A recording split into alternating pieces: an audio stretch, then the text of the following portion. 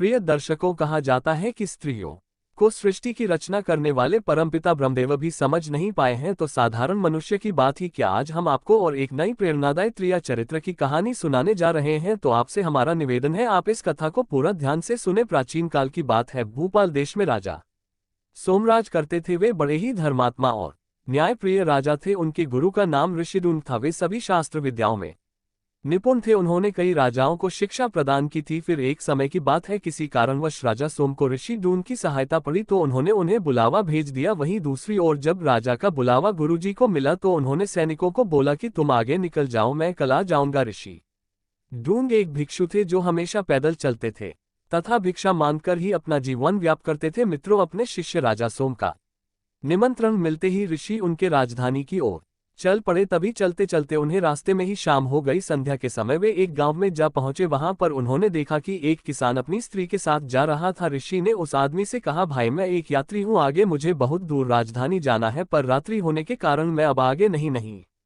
जा सकता। कृपा करो आज की रात आप मुझे अपने घर में ही आश्रय लेने दो। जैसे ही सुबह हो जाएगी मैं यहाँ से चला जाऊंगा। ऋषि के इस प्रकार निवेदन करने पर उस किसान ने सोचा, चलो कोई बात नहीं, संध्या समय अतिथि मेरे द्वार पर आए हैं और घर आए मेहमान को निराश क्यों करे, वैसे भी एक रात की ही तो बात है। इसीलिए उसने सोचा, ऋषि की सेवा भगवान की सेवा कहलाती है। उसने अपनी पत्नी विमला से कहा, अपने घर में ही आश्रय लेने दो, जैसे ही सुबह हो जाएगी मैं यहाँ से चला जाऊंगा। ऋषि के इस प्रकार निवेदन करने पर उस किसान ने सोचा, चलो कोई बात नहीं, संध्या समय अतिथि मेरे द्वार पर आए हैं और घर आए मेहमान को निराश क्यों करे, वैसे भी एक रात की ही तो बात है। इसीलिए उसने सोचा, ऋषि की सेवा भगवान की सेवा कहलाती है। उसने अपनी पत्नी विमला से कहा, आज की रात यह साधु महाराज हमारे अतिथि हैं, तुम इन्हें लेकर घर लौट जाओ और इनके भोजन पानी तथा सोने की व्यवस्था करना। तब तक मैं खेत से चुपके से अफीम लाता हूं, जो कल राजधानी के बाजार में बेचनी है। मित्रों, इतना कहकर वहां से किसान चला गया। इधर उसकी पत्नी विमला साधु को लेकर अपने घर लौट आए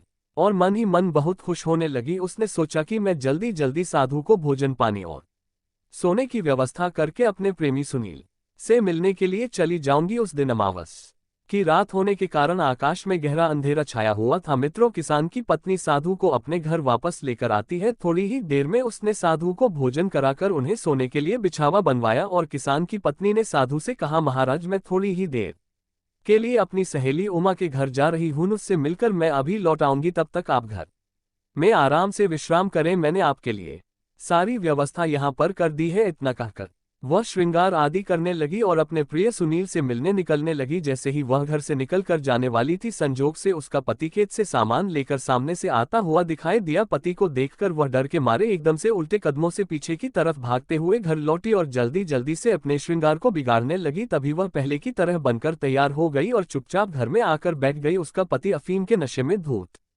था, फिर भी उसने समझ लिया कि उसकी पत्नी उसे देखकर वापस लौटकर क्यों भाग खड़ी हुई, और थोड़ी ही देर पहले तो वह उसे साधारण वेशभूषा में छोड़ गया था, पर इतनी जल्दी यह श्रृंगार करके आभूषण पहनकर कहाँ जा रही थी।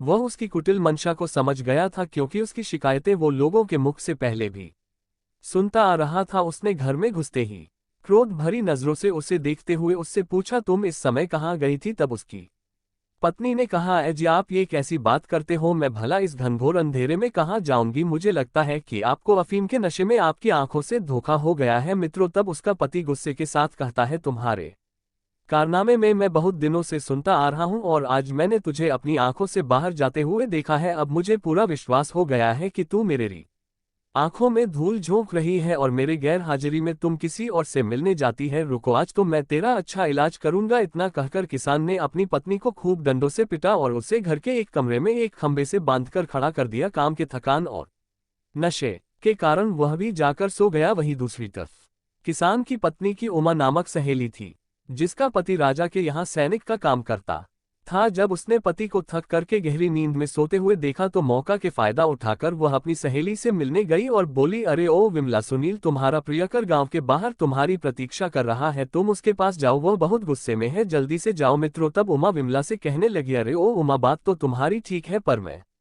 इस समय कठिन बंधन में जकड़ी हुई हूं, मैं बाहर कैसे जा सकती हूँ, और दूसरी ओर मेरा पापी पति पास में ही पड़ा सो रहा है, अब तू ही बता मैं क्या करूंगी। तब उमा कहने लगी, विमला तू चिंता मत कर, तेरा पति नशे में धूत है, ये सुबह से पहले नहीं जागेगा, मैं एक काम करती हूँ, मैं तेरा बंधन खोलकर तेरी जगह पर मैं खुद बंद कर खड़ी हो जाती हूँ।